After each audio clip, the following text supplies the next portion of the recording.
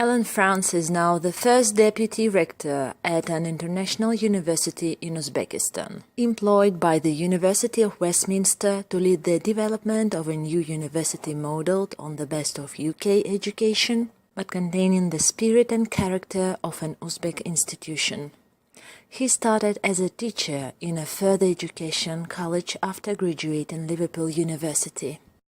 Hello, Alan. Thank you for your time, for being here. I'm very glad to be here today. As you may already know, our group, SelfPerfection, is always looking for successful people who do what they love to do. And the first question I wanted to ask you is, do you happy, Alan? And what is happiness for you? Oh, that's a question probably I've been asking since I was 16. Maybe even before that.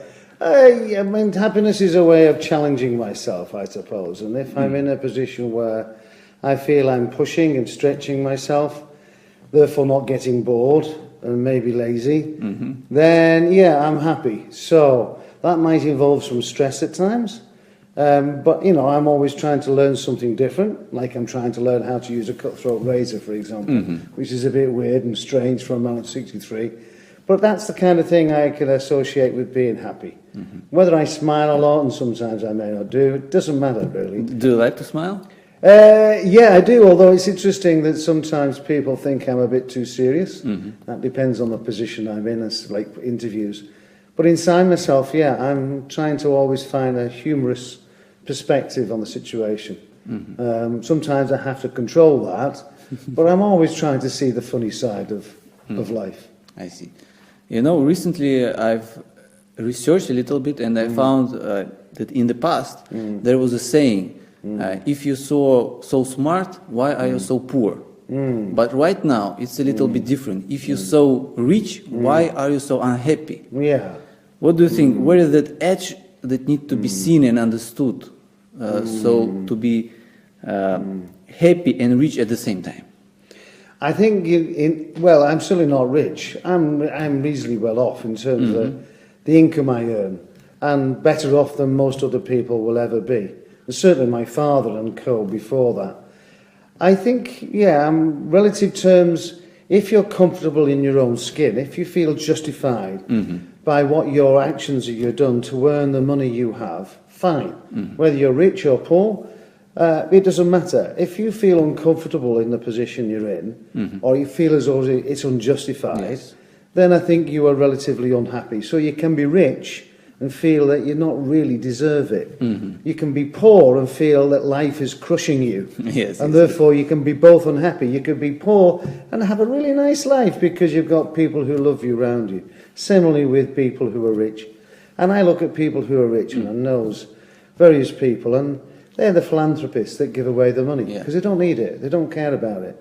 For them, making money is interesting, but it's not what they want to be known for. They don't want to be known for being rich. Well, same with me. Right? I want to be known for who I am, not for what I've earned. And what's the point? I give it away. It's gone. It's disappeared in life. You know, I just remembered a very good saying once Franklin Benjamin said, a penny saved is a penny earned. But I think minority, you know, understand the real meaning of that saying. Because if you just saved money and you don't have any, I don't know, real knowledge, for example, of investing, your savings are worthless. So what do you think about it? Do we need to acquire some special knowledge about it?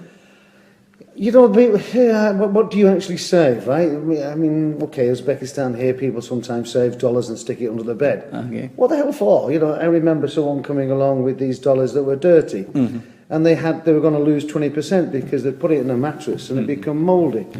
And I don't know what the hell they were saving it for, because whoever did it didn't have a very good lifestyle and probably was kind of miserable. I don't know. I'm not good at saving culture. I kind of invest things, and investment is about how I want to see those things grow. So if saving is about investing, fine, in my eyes. If saving is about accumulating wealth, no. What is the point of accumulating millions? Money has to work. Yeah, well, yeah, absolutely. You're not putting it to use, you're sticking it in the financial system that you have no idea where it's gone.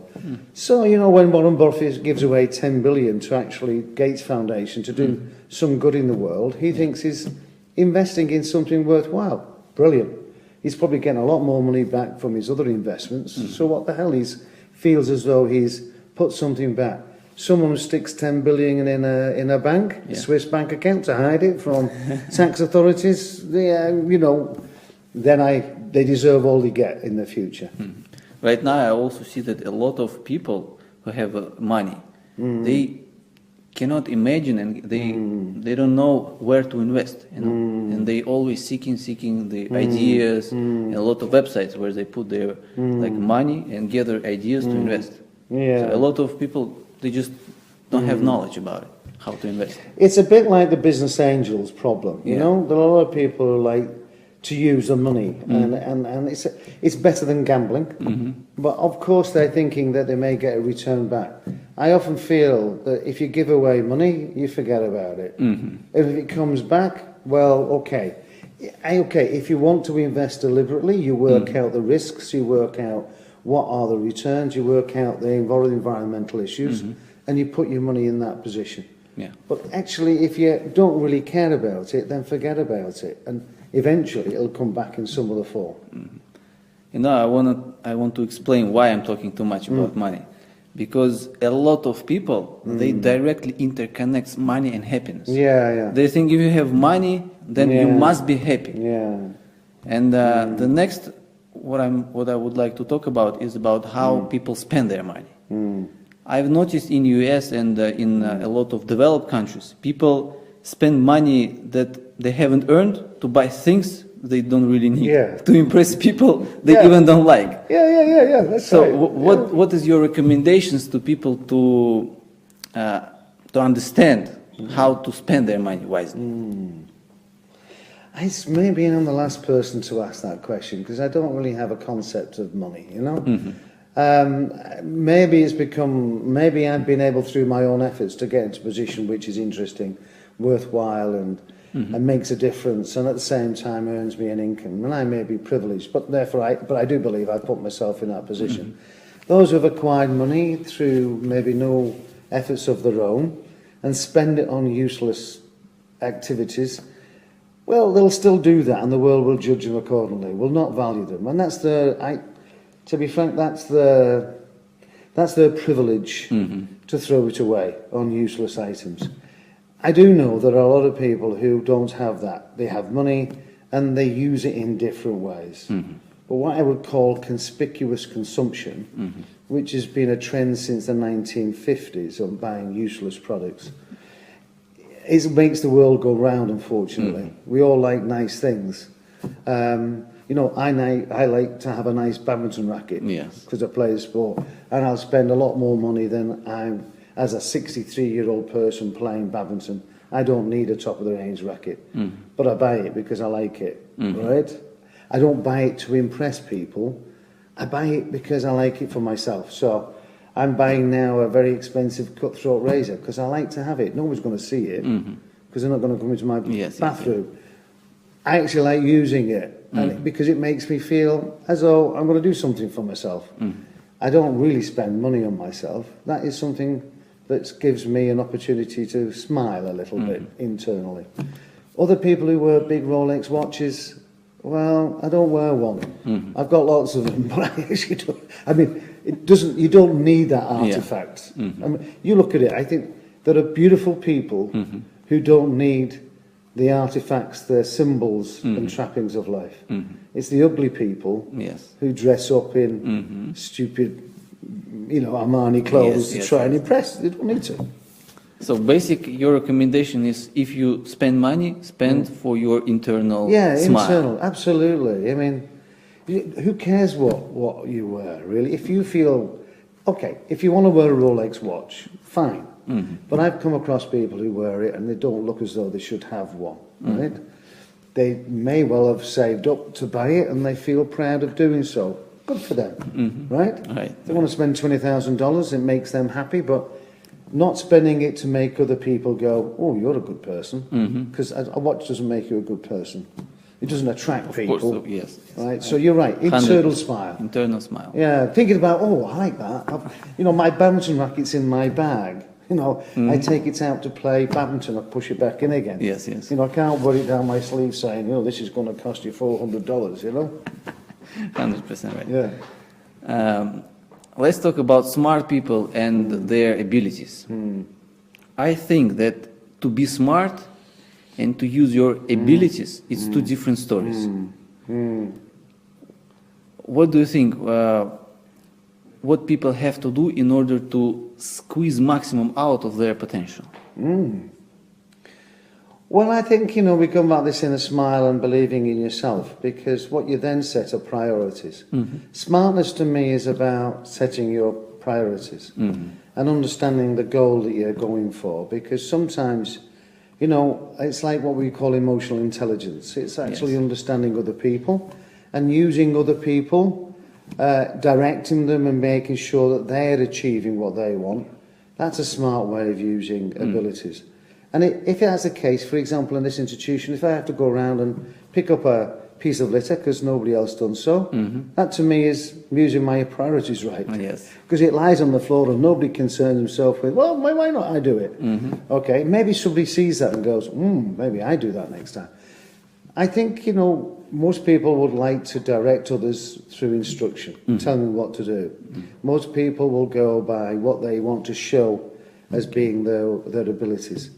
But those who are smart will use their abilities in a limited way to demonstrate the critical effectiveness. You know, it's like a striker in a football match. Yes. Their point is to score a goal, not to defend. But if they defend, great, and they needed to. But if they don't score goals, they're out. Yes. So they've got to be smart about how they would defend themselves, right? Right. Okay. Let's continue with education. Yeah. I've noticed that, especially in developing countries, that people think that if they finish higher education, the education process is stopped, and they just have to go and work. I'm not talking about the experience they get in the work in any case. I'm talking about the... They've completed their education. Yes, I'm talking about the additional sources of education, like lectures of successful people, conferences, I don't know. Continuous learning. Yes, Professional, yes. What do you think? Is it important to always be up to date and to continue learning process non-stop? Yeah, I mean, I think, you know, the old adage is lifelong learning. You know, and, hence, if you look at a lot of the research, they would show that to continue learning extends your life. Keeps your brain active, your brain actually controls your body then responds. You stop learning, you stop living. And I think it's unfortunate, and you're right, it's the... Yeah, I want to say a lot of countries in transition, not just developing, think that once they've reached a certain period, they stop and they become... Yes. The next one is to be a mother or a father, next is to be a grandmother or a grandfather, and the next is to die. Okay, and when they get to this point of being grandfather, they shouldn't do anything. Now, you know, one of the greatest Nobel Prize winners in economics didn't do her first degree in economics until she was 72. Became a Nobel Peace Prize winner when she was 77. She learned a new area by taking, a qualification. So, yeah, I think it's very strange that in some certain areas of countries, they feel as though they have to have this, you know, first degree, master's and PhD, and then they're complete. They'll have to have a wife or a husband and 3 kids, and then they're complete. Then they'll have 2 or 3 grandchildren. I don't know whether life is what you make that to be, but for me, I'm always inquiring, why is that, and what can I learn to ski? You're always investigation. You're like investigator, right? Yeah, well, I'm interested in what you're doing. Looked on the website, well, that's interesting. You know, learned something new, might be able to apply it in my teaching, for example, you know? Okay. And in conclusion, I would like to thank you again for your time and ask one last question. To be or not to be? In terms of getting out of comfort zone and start doing things you always wanted to do, you know, and you always start because of a lot of different stops. Like laziness, lack of money, lack of motivation. Yes. Well, life is full of excuses, unfortunately, and we all make that, you know. But you have to push yourself and start, you put right? yourself in. Yeah, absolutely. I think I put myself into some very uncomfortable positions, right? And it's the one I've actually learned most about myself. If you learn most about yourself and about how able. Unfortunately, you can relax and feel, not today, it's tomorrow. And tomorrow never comes, right? So, I mean, that's the old saying that really should be saying. I may put myself in a very uncomfortable position in my 50s, okay, first, it was a classic scenario, but I just realised the world is a very different place when you look at it from a different set of glasses. And, you know, doors open where doors have closed before, and you've got to keep doing that regularly, I think. Even now at 63, 4 coming up, I'm thinking, what do I do to make myself uncomfortable? And that's a really hard one, because it's like, I could just lie down and retire. But, you know, if I did that, it may as well be underneath the ground, not on top of it. So from my side, recommendation going to be just to realize that life is short. So half of life we're sleeping. Absolutely, the clock ticks all the time. Yes, so we have to move ourselves and start doing. Yeah, exactly. Okay. Thank you again, Thanks Alan. very much indeed. Thank you. Have a great life. Okay, thanks a lot.